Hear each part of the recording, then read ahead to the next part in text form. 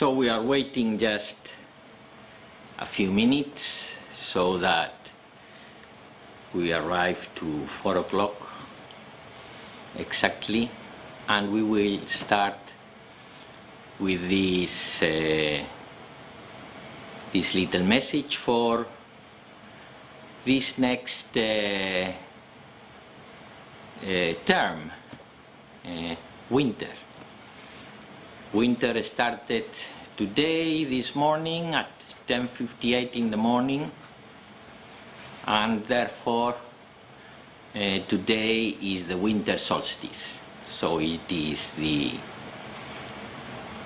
shortest day and the longest night.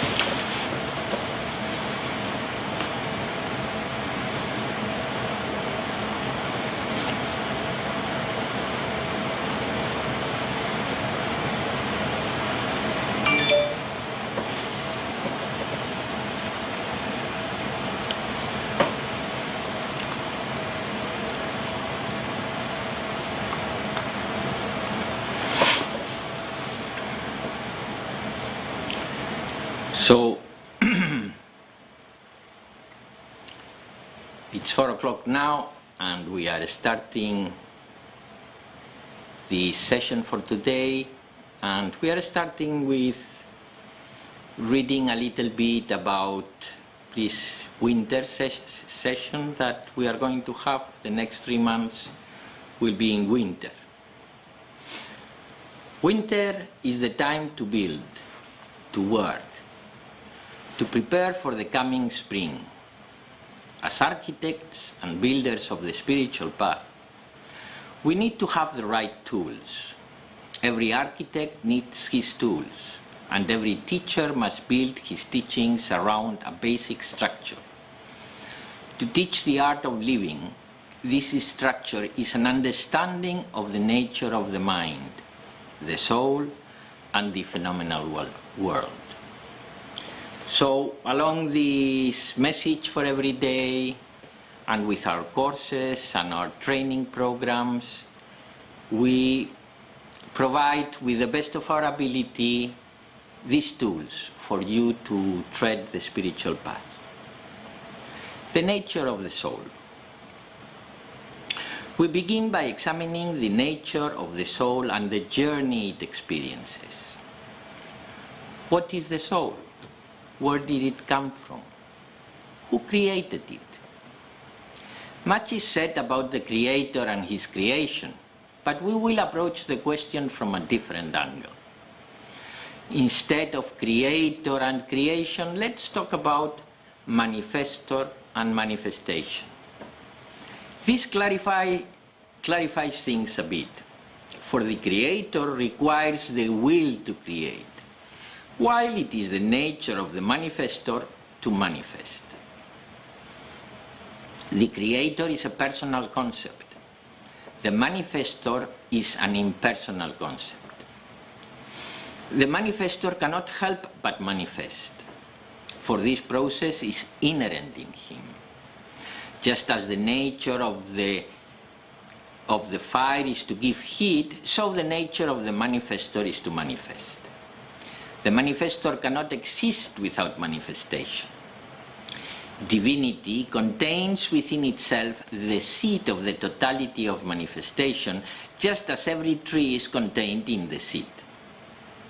The soul is simply the individualized form of this manifestation, the sum total of all the processes that have occurred from the primordial explosion to its state at the present moment. So, This is what many times we speak about. You pull the string, it's your parents, pull the string again, the parents of your parents, pull the string again, the parents of your parents, and continue pulling that string. And all that process, all those experiences, and that string starts in the Big Bang, all that process is the individualized soul, is the individualized mind.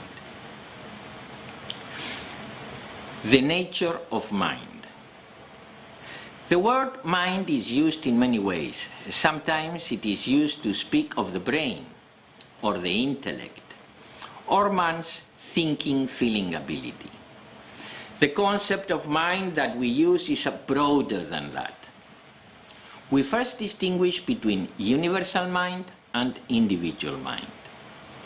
Just as the individual soul is an individualization of the universal spirit of divinity, that energy that shot forth in the Big Bang, in the primordial explosion, the individual mind is an individualization of the universal mind.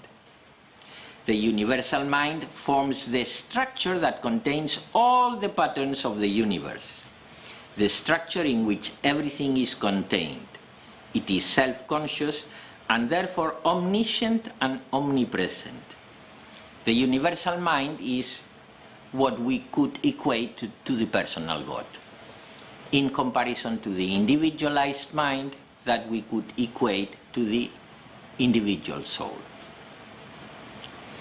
Now, within the mind we will distinguish three parts: the conscious, the subconscious, and the supraconscious. The individual mind can be divided in three sections. Sorry, I have people waiting here, and I have just admitted them, and I'm going to open this to all participants, which is here, and debilitate this. Okay, so now we are all here.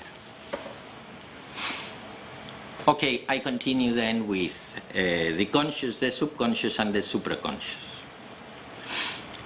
The individual mind, so the individualized mind, not the universal mind, can be divided in three sections: the conscious mind, the subconscious mind, and the supraconscious mind.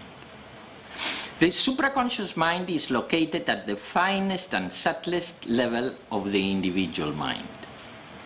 The barrier separating the supraconscious mind and the universal mind is thin and transparent. All the light of the divine bathes the superconscious mind, and the supraconscious mind is fully conscious of that universal force. The supraconscious mind is the center of our being and our true essence. The subconscious mind is made of layers upon layers of impressions or samskaras that have been imprinted upon the existential cycle of the individual soul.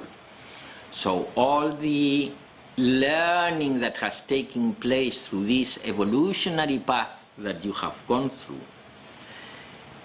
and all those impressions and information that you have gathered in this evolutionary path, is what constitutes the subconscious mind.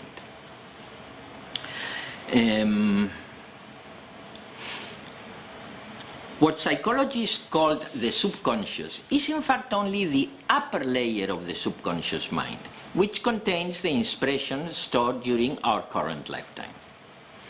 But the subconscious mind has all the information of all the generations preceding us. The conscious mind is the active, rational, decision-making level with which we are in relationship during our daily life. This section of the mind is governed by the subconscious mind and by the proportion of the supraconscious mind that can be filtered through the subconscious mind.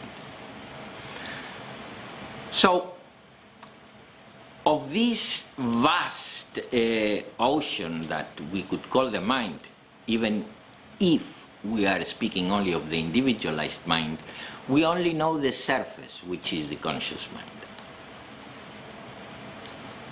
The nature of thought.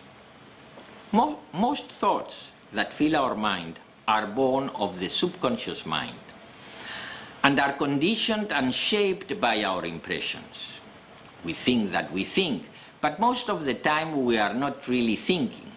For pure thought comes from the supraconscious level of the mind and is always creative. It arises from the depths of our inner self and is a continuous process of expression of our own essence. These thoughts emanate from the supraconscious level like bubbles that are released from the bottom of a lake. When they reach the surface, they are known to the conscious mind. How many of these bubbles reach the conscious mind depends on the level of clarity and balance in the subconscious mind. The path of unfoldment, the tools, the everyday practical tools, the practical philosophy that we provide to you with our courses, programs and services precisely help to balance and clarify the subconscious mind so that you have a direct connection of the conscious mind with the supraconscious mind that we could consider the center of the person, the heart of the person. Free to be. Blow, wind, blow. I sing no ode nor praise your being. Blow over the tabletop, clothed with darkened cloud. Blow away the dirt, the garbage of a diseased mind. Blow away the unwanted turbulence that shatters the stillness of the heart. Blow, wind, blow. Litter flies held firmly in your grasp. Window shutter and the lady's scarf lost. Stone mansion protected, but the shanty. But blow on, if it could reach my mind. Blow away the dirt, the garbage of ages past. Blow, wind, blow. Blow, blow, blow. So, we need to clarify the subconscious mind. And this is the work that it is designed for us for this winter, and that we will accompany you every day with our message for the day, our daily meditations, etc., etc. We are architects of our own spiritual path. Ideals turned into facts. Integrated experiences made concrete. After all, what is a cathedral if not a monument built brick by brick in homage to mystery? A concrete, tangible symbol of the search for the transcendent. A reminder of the eternal that crosses the centuries, presiding over the market square, the everyday life. This is the chain that unites the aspirations of different generations, a symbol, decanted spirituality. It is the time to settle what has been found, the rest needed by the traveler, the pilgrim, end of stage, encounter and not search, summary and substance of thought and emotion. It is time to test what has been experienced, to practice what is known, to act in the world as an example for others. So, this is exactly what we are planning for this winter, for all of you that will follow us to become the architects of our own unfoldment. And finally, the message for December 21st, the first day of the winter, which is about disappointments. In trying to maintain the construct of the ego, we unavoidably draw suffering into our own perception. We are permanently trying to maintain and keep alive the construct of our own egos. And well, this is what brings us suffering, because if we didn't mind, if we forgot of our care, of caring for ourselves, that we give so much importance to that constructs that we have in our mind, conceptual I, we want to maintain that, we necessarily are going to suffer. The suffering endured by people can be overcome. When a tendency is set in motion, it has to reach its culmination. But if we have the attitude of acceptance reinforced by the subtlest layers of the supraconscious mind, then nothing hurts and everything is accepted. Even if it hurts, we know the value of pain because this too is transient. This is not the totality of my little existence. It is a matter of giving importance to the right things. Our failures and weaknesses can be used as instruments for our own growth. We have so many disappointments in life. Disappointments are created by a feeling of insecurity, which in turn brings a feeling of inadequacy, which in turn makes you act against your own nature, which is love. And then the vicious circle starts. What can we do to get out of this vicious circle? We can do nothing but settle down. Realize how we are behaving and maybe start thinking things in a new light to come to a new perspective in life. So, with the beginning of the winter, with the beginning of this inner work, with the beginning of these 3 months that are going to follow this day, until we arrive to next spring, we are going to teach ourselves to see things from another perspective. We are going to teach ourselves to give importance to what is important. We are going to teach ourselves to forget about trying to maintain the construct of our individual idea of an I that we have. I am Ramon, I am Maria, I am Joseph, I am whatever. So, thank you very much to all of you. And with this, we finish the reading for the winter solstice. And now I am leaving all of you with a chant guided by Guru Raj, followed by a gong meditation that I hope you will enjoy. And all of you, most of you really know how to do this meditation. If you are new and you are watching this for the first time, you just close your eyes comfortably and just go with the flow as you listen the mantra, and the chant will be followed by a 24 minutes meditation with gong. So thank you very much, and I am now leaving you with the meditation so that you can all enjoy that meditation.